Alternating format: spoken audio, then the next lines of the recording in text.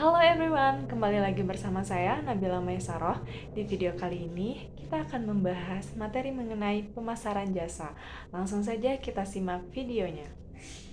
Definisi pemasaran jasa dapat dibedakan menjadi dua bagian, baik secara sosial maupun manajerial.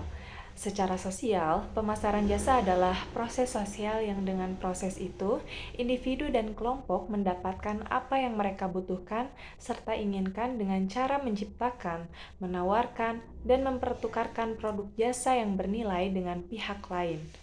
Kemudian secara manajerial adalah proses perencanaan, pelaksanaan, pemikiran, penetapan harga, promosi, dan penyaluran gagasan tentang produk jasa untuk menciptakan pertukaran yang memenuhi saran individu dan organisasi. Dengan demikian, jasa pada dasarnya adalah sesuatu yang memiliki ciri-ciri.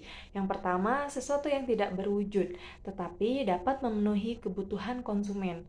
Yang kedua, proses produksi jasa dapat menggunakan atau tidak menggunakan bantuan suatu produk fisik. Yang ketiga, jasa tidak mengakibatkan peralihan hak atau kepemilikan. Dan yang keempat, atau yang terakhir, terdapat interaksi antara penyedia jasa dengan pengguna jasa. Dengan demikian, dapat disimpulkan bahwa ada 4 karakteristik utama yang sangat mempengaruhi rancangan program pemasaran jasa, yaitu yang pertama, intangibility atau tidak berwujud. Jasa mempunyai sifat tidak berwujud karena tidak bisa dilihat, dirasa, didengar, diraba, atau dicium sebelum ada transaksi pembelian.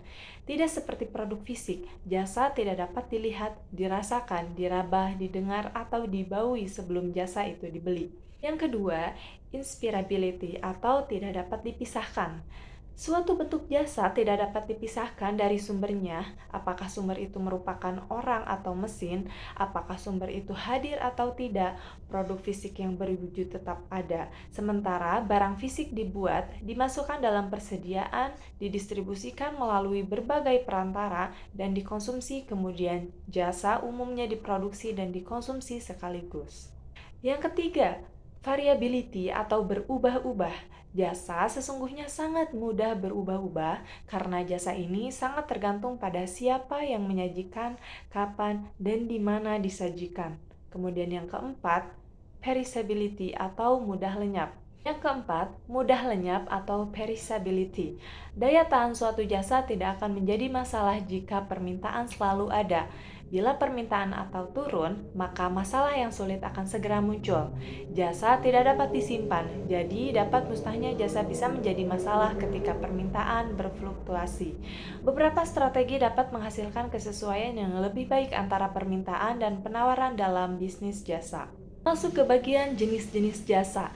Produk jasa mungkin berkaitan dengan produk fisik atau tidak. Jadi, pada dasarnya jasa merupakan semua aktivitas ekonomi yang hasilnya tidak merupakan produk dalam bentuk fisik atau konstruksi, yang biasanya dikonsumsi pada saat yang sama dengan waktu yang dihasilkan dan memberikan nilai tambah, seperti misalnya kenyamanan, hiburan, kesenangan, atau kesehatan, atau pemecahan atas masalah yang dihadapi konsumen.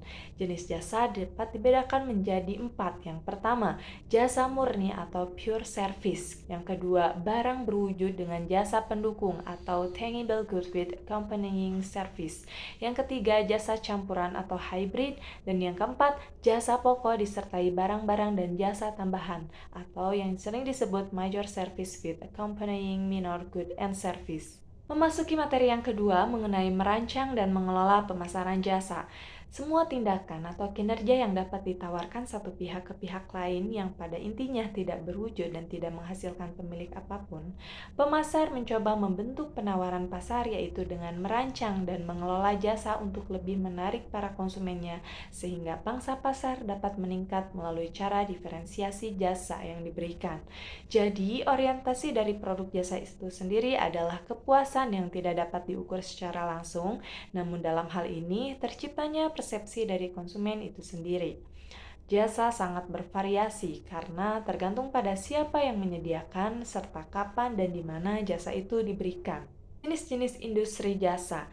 Industri jasa sangat beragam bila dikaitkan dengan siapa penyelenggara dari sektor jasa, maka dapat dikelompokkan ke dalam 4 sektor utama. Yang pertama, sektor pemerintah. Yang kedua, sektor nirlaba swasta. Ketiga, sektor bisnis atau bank, hotel. Kemudian yang keempat, sektor manufaktur atau operator komputer. Mengelola pemasaran jasa. Perusahaan jasa yang dikelola dengan sangat baik melakukan pada umumnya kegiatan seperti yang pertama, konsep strategis. Perusahaan-perusahaan jasa biasanya terobsesi dengan pelanggan. Perusahaan ini memiliki pengertian yang jelas mengenai pelanggan sasarannya dan kebutuhan-kebutuhan mereka. Manajemen perusahaan tidak hanya memandang kinerja keuangan setiap bulan, tetapi juga mengukur masing-masing bagian berdasarkan kualitas pelayanan, kebersihan, dan nilai. Yang kedua, strategi komitmen pasar. Dalam strategi yang akan dibahas sangat berkaitan erat dengan tindakan keterlibatan suatu perusahaan dalam hal mencari pasar tertentu. Hal ini dilandasi dengan pandangan perusahaan tentang semua pelanggan belum tentu sama pentingnya bagi sebuah perusahaan.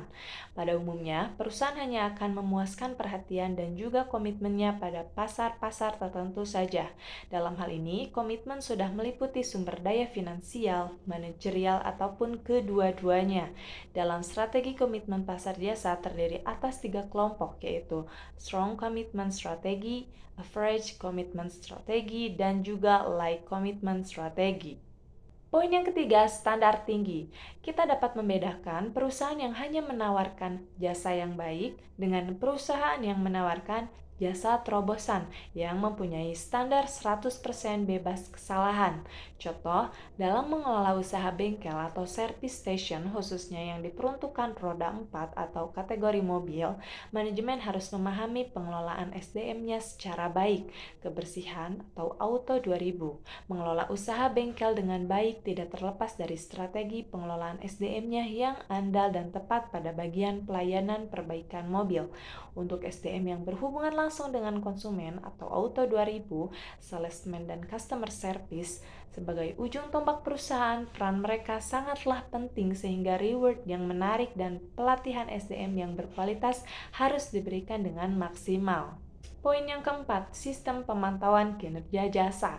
Pemantauan atau monitoring didefinisikan sebagai siklus kegiatan yang mencakup pengumpulan, peninjauan ulang, pelaporan, dan tindakan atas informasi suatu proses yang sedang diimplementasikan.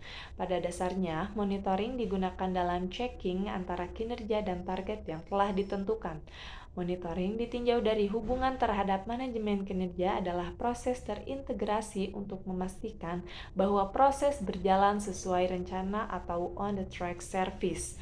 Monitoring dapat memberikan informasi keberlangsungan proses untuk menetapkan langkah menuju ke arah perbaikan yang berkesinambungan.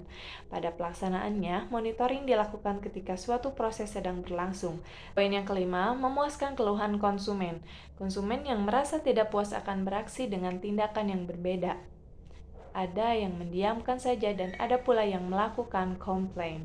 Poin yang keenam, memuaskan karyawan sekaligus pelanggan. Memberikan pelayanan yang memuaskan pelanggan barangkali merupakan pilihan mutlak yang harus diambil ketika sebuah entitas bisnis hendak melestarikan kejayaannya. Artinya, tingkat kepuasan karyawan perusahaan jasa berbanding lurus dengan tingkat kepuasan konsumen pengguna jasa. Semakin puas karyawan perusahaan jasa, maka semakin tinggi juga tingkat kepuasan konsumen pengguna jasa dan sebaliknya. Next, materi yang ketiga, pemasaran jasa dalam perilaku konsumen.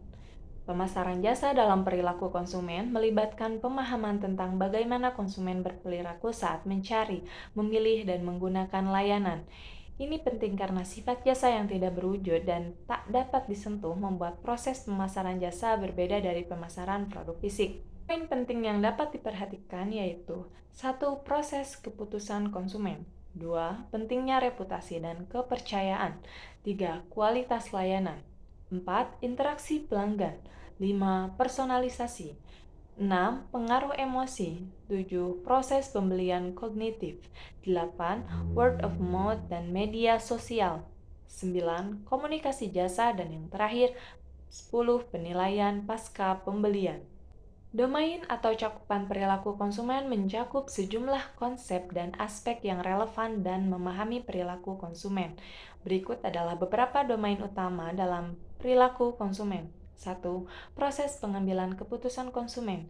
2. Faktor-faktor psikologi. 3. Faktor sosial dan budaya. 4. Pengaruh lingkungan eksternal. 5. Proses pembelian dan penggunaan produk. 6. Faktor ekonomi dan keputusan pembelian. 7. Perilaku pasca pembelian. 8. Teknologi dan perilaku konsumen. 9. Kebijakan konsumen. Dan yang terakhir, 10. Perilaku konsumen dalam konteks global. Pencarian informasi dalam perilaku konsumen jasa adalah langkah kritis dalam proses pengambilan keputusan. Pemasar yang memahami pentingnya informasi dan sumber-sumber yang digunakan oleh konsumen dapat merancang strategi pemasaran yang lebih efektif untuk memenuhi kebutuhan dan keinginan pelanggan. Berikut adalah beberapa poin penting terkait dengan customer convenience dalam perilaku konsumen jasa. 1. Aksesibilitas lokasi. 2. Jam operasional yang fleksibel. 3. Pemasaran online dan reservasi. 4. Proses pembayaran yang mudah. 5. Pengiriman dan layanan pengantaran. 6. Kemudahan navigasi dan tanda penunjuk. 7. Layanan pelanggan yang responsif. 8. Sederhana dan intuitif. 9. Kustomisasi. 10. Transparansi harga dan kebijakan. Lanjut ke materi yang keempat. Mencapai keunggulan kompetitif dalam pemasaran jasa adalah kunci untuk sukses dalam bisnis jasa. Keunggulan kompetitif membuat perusahaan jasa menjadi pilihan utama konsumen dan membedakan mereka dari pesaing. Berikut adalah beberapa strategi yang dapat membantu perusahaan mencapai keunggulan kompetitif dalam pemasaran jasa. Yang pertama, pemahaman yang mendalam tentang pelanggan. Yang kedua, personalisasi layanan. Yang ketiga, inovasi produk dan layanan. Yang keempat, kualitas layanan yang tinggi. 5. Harga yang bersaing. Yang keenam, pemasaran yang efektif. 7. Kerjasama dengan pelanggan. Yang ke-8, manajemen operasional yang efisien.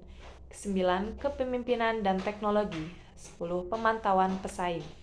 Mencapai keunggulan kompetitif dalam pemasaran jasa memerlukan pemahaman mendalam tentang pasar, perencanaan strategis yang baik, dan komitmen untuk menyediakan layanan berkualitas tinggi. Selain itu, perusahaan harus tetap fleksibel dan siap untuk beradaptasi dengan perubahan dalam kebutuhan pelanggan dan tren pasar. Manfaat segmentasi pasar dalam pemasaran jasa. Yang pertama, penyediaan layanan yang lebih tepat sasaran. Kedua, optimalisasi pengeluaran pemasaran. Dan yang ketiga, pengembangan produk atau layanan yang lebih baik. Adapun tahap-tahap segmentasi pasar dalam pemasaran jasa, yang pertama penentuan kriteria segmentasi, yang kedua analisis pasar, yang ketiga pemilihan segmen yang tepat, yang keempat penentuan strategi pemasaran, yang kelima implementasi dan evaluasi. Adapun contoh segmentasi pasar dalam pemasaran jasa, yang pertama layanan keuangan. Sebuah bank dapat membagi segmen pasar menjadi nasabah pribadi, bisnis kecil, dan perusahaan besar. Setiap segmen mungkin memerlukan jenis layanan dan produk yang berbeda. Kemudian contoh yang kedua adalah pendidikan tinggi. Universitas atau lembaga pendidikan tinggi dapat mengklasifikasikan mahasiswa berdasarkan program studi yang mereka pilih, seperti ilmu sosial, sains, atau seni. Memasuki materi yang kelima, penawaran jasa dalam manajemen pemasaran jasa. Adapun pengertian penawaran jasa adalah elemen kunci dalam manajemen pemasaran jasa. Ini mencakup apa yang ditawarkan oleh perusahaan kepada pelanggan dalam bentuk layanan. Penjelasan ini kita akan menggali konsep-konsep kunci yang terkait dengan penawaran jasa dan cara mengelolanya dengan baik. Kemudian, apa sih perbedaan antara produk dan jasa? Sebelum memahami penawaran jasa, penting untuk menyadari perbedaan mendasar antara produk fisik dan jasa. Produk adalah benda fisik sementara jasa bersifat intangible. Mengenai pengertian tingkat produk jasa, tingkat produk jasa adalah konsep penting dalam pemasaran jasa. Ini mencakup berbagai dimensi layanan yang harus dikelola dan disesuaikan untuk memenuhi kebutuhan pelanggan. Modul ini akan membahas dengan rinci tentang konsep tingkatan produk jasa dalam manajemen pemasaran. Mengapa tingkatan produk jasa itu penting? Memahami dan mengelola tingkatan produk jasa penting karena memungkinkan perusahaan untuk memberikan layanan yang lebih sesuai dengan kebutuhan pelanggan, membedakan diri dari pesaing, dan mencapai keunggulan bersaing dalam pasar jasa. Jadi, kesimpulannya di materi yang kelima ini, tingkatan produk jasa adalah konsep penting dalam manajemen pemasaran jasa. Dengan pemahaman yang mendalam tentang tingkat ini, perusahaan dapat menyediakan layanan yang lebih efektif, membedakan diri dari pesaing, dan membangun kesetiaan pelanggan. Oke, next. Pembahasan yang keenam, pembuatan desain sistem informasi pemasaran jasa melibatkan serangkaian langkah yang dirancang untuk mendukung kegiatan pemasaran jasa suatu perusahaan. Desain sistem informasi pemasaran ini harus mencakup berbagai aspek, termasuk pengumpulan dan analisis data, pelacakan kinerja kampanye pemasaran, dan dukungan pengambilan keputusan. Adapun pengertian desain sistem informasi pemasaran jasa itu sendiri adalah proses merancang, mengembangkan, dan mengimplementasikan sistem informasi yang mendukung kegiatan pemasaran jasa suatu perusahaan. Tujuannya adalah meningkatkan efisiensi, efektivitas, dan responsivitas dalam mengelola dan mengoptimalkan strategi pemasaran jasa. Kemudian, bagaimana langkah-langkah pembuatan desain sistem informasi pemasaran jasa? Yang pertama, analisis kebutuhan. Yang kedua, perancangan sistem. Yang ketiga, pengembangan sistem. Yang keempat, implementasi. Dan yang kelima, pengelolaan dan pemeliharaan. Adapun komponen utama desain sistem informasi pemasaran jasa. Yang pertama, database pemasaran, menyimpan data pelanggan dan transaksi dan informasi pemasaran lainnya. Yang kedua, alat analisis data, software analisis data untuk mengidentifikasi tren, perilaku pelanggan, dan kinerja kampanye pemasaran. Yang ketiga, antarmuka pelaporan, memberikan laporan dan visualisasi data untuk mendukung pengambilan keputusan. Yang keempat, integrasi CRM atau Customer Relationship Management. Integrasi dengan sistem CRM untuk memahami dan meningkatkan hubungan dengan pelanggan. Yang kelima, platform pemasaran digital. Integrasi dengan platform pemasaran digital untuk melacak dan mengelola kampanye online. Dan yang terakhir, keenam, informasi, manajemen keamanan data pelanggan dan informasi pemasaran dari ancaman keamanan. Kemudian, apa manfaat desain sistem informasi pemasaran jasa? Yang pertama, peningkatan efisiensi. Yang kedua, pengambilan keputusan yang lebih baik. Yang ketiga, optimalisasi kampanye pemasaran. Oke, memasuki materi yang terakhir, yang ketujuh, tentang penetapan harga jasa. Penetapan harga jasa adalah proses menentukan nilai moneter untuk layanan yang disediakan oleh perusahaan kepada pelanggan. Secara umum, harga jasa adalah nilai atau imbalan yang diberikan oleh pelanggan untuk memperoleh dan menggunakan layanan yang disediakan oleh suatu perusahaan atau penyedia layanan. Harga jasa dapat melibatkan aspek moneter atau uang, atau elemen non-moneter atau waktu, upaya, dan sumber daya lainnya yang diperlukan untuk memperoleh manfaat dari layanan yang ditawarkan. Adapun strategi penetapan harga jasa. Yang pertama, penetapan harga berbasis biaya. Menetapkan harga berdasarkan biaya produksi, tenaga kerja, dan margin keuntungan yang diinginkan. Yang kedua, penetapan harga berbasis permintaan. Mengikuti permintaan pasar, mengelola harga untuk menanggapi fluktuasi permintaan. Yang ketiga, penetapan harga berbasis nilai. Menetapkan harga berdasarkan nilai yang dirasakan oleh pelanggan terhadap pelayanan. Menetapkan harga jasa dalam manajemen pemasaran jasa tidak hanya tentang menetapkan angka yang tepat, tetapi juga tentang mencapai sejumlah tujuan strategis yang memungkinkan perusahaan untuk membangun hubungan yang kuat dengan pelanggan, mencapai keuntungan yang optimal, dan beradaptasi dengan perubahan pasar yang dinamis. Penetapan harga jasa dalam manajemen pemasaran jasa dipengaruhi oleh sejumlah faktor yang perlu dipertimbangkan agar harga yang ditetapkan dapat mencerminkan nilai layanan dan tetap bersaing di pasar. Beberapa faktor yang mempengaruhi penetapan harga jasa yaitu: 1. Biaya produksi dan operasional. Yang kedua, nilai dan kualitas layanan. Yang ketiga, permintaan pasar. Keempat, persaingan di pasar. Yang kelima, segmentasi pasar dan target audiens. 6. Tujuan bisnis dan strategi pemasaran. Dan yang ketujuh adalah regulasi dan aspek hukum. Penetapan harga jasa dalam manajemen pemasaran jasa adalah proses kompleks yang mempertimbangkan sejumlah faktor ini untuk menetapkan harga yang menguntungkan perusahaan dan sekaligus memenuhi kebutuhan serta ekspektasi pelanggan. Memilih metode penentuan harga jasa dalam manajemen pemasaran jasa dapat didasarkan pada sejumlah pedoman yang membantu dalam memastikan harga yang ditetapkan sesuai dengan kebutuhan perusahaan dan pasar. Berikut adalah beberapa pedoman yang bisa dipertimbangkan. Yang pertama, memahami tujuan bisnis. Yang kedua, analisis pasar dan pesaing. 3. Menghitung biaya produksi. 4. Memahami elastisitas harga. Yang kelima, konsistensi dengan nilai dan kualitas. Yang keenam, strategi pesaing. Dan yang ketujuh adalah legalitas dan etika. Memilih metode penetapan harga jasa dalam manajemen pemasaran jasa tidaklah mudah dan seringkali melibatkan perpaduan dari beberapa faktor yang telah disebutkan.